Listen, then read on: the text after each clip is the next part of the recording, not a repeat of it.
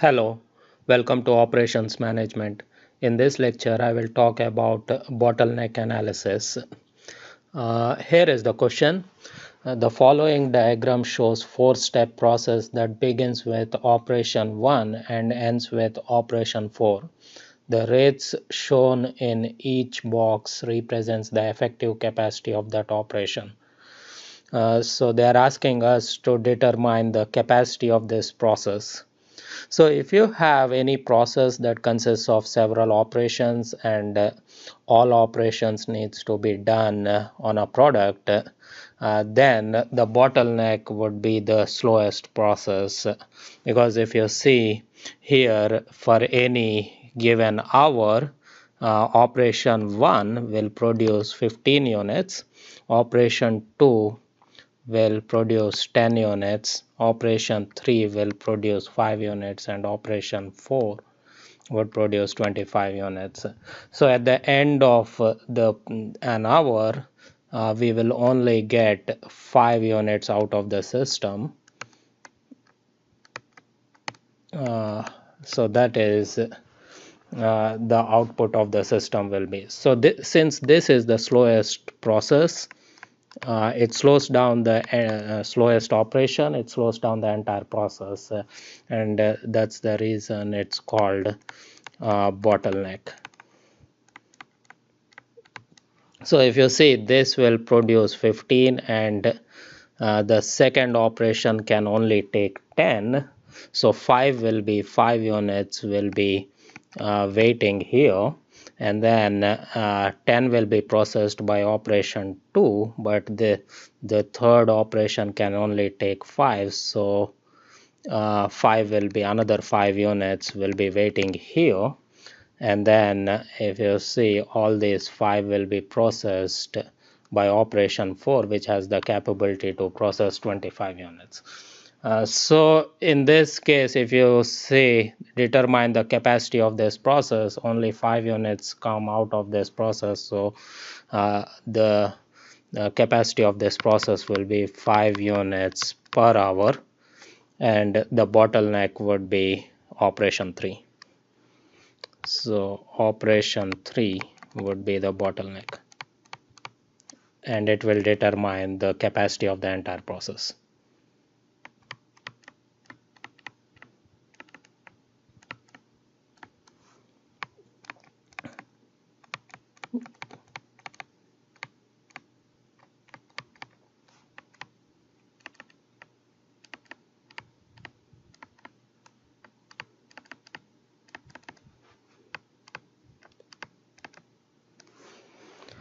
So the next question is, what action will yield greatest increase in process capacity?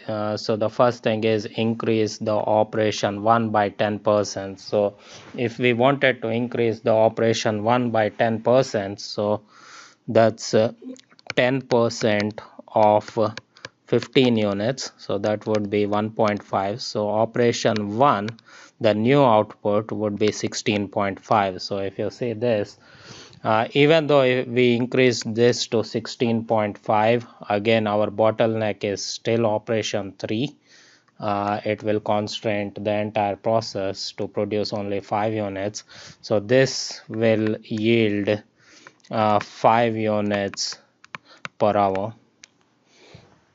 So how about increase operation 2 by 20%? So now I'm trying to increase the operation 2 by 20%.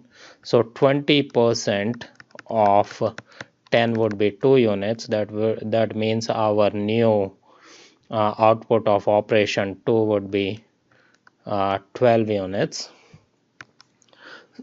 So again, if you see, 15 units will come, and then 12 units will be produced at operation 2, so 3 will be waiting. Again, it will go here.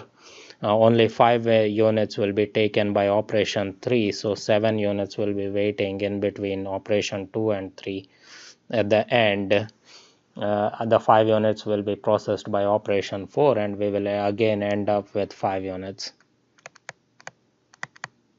per hour. So it's the same. It didn't increase our the output of the process. So increase operation 3 by 10%. So now I'm trying to increase operation 3 by 10%. So this is 10% of 5 would be 0.5. So our new would be 5.5. Now if you see, we will have 5.5 units coming out of the system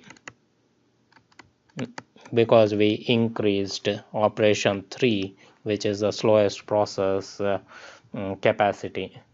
So here operation 3, by increasing operation 3, 5.5 units per hour will come out. So this yields a greater output compared to these two alternatives. So anytime, remember, a slowest, if you want to increase the output of a process, you can increase the capacity of the slowest process. So if you increase the capacity of slowest process,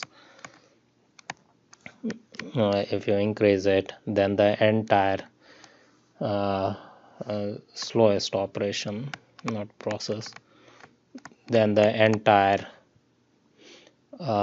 process output will increase.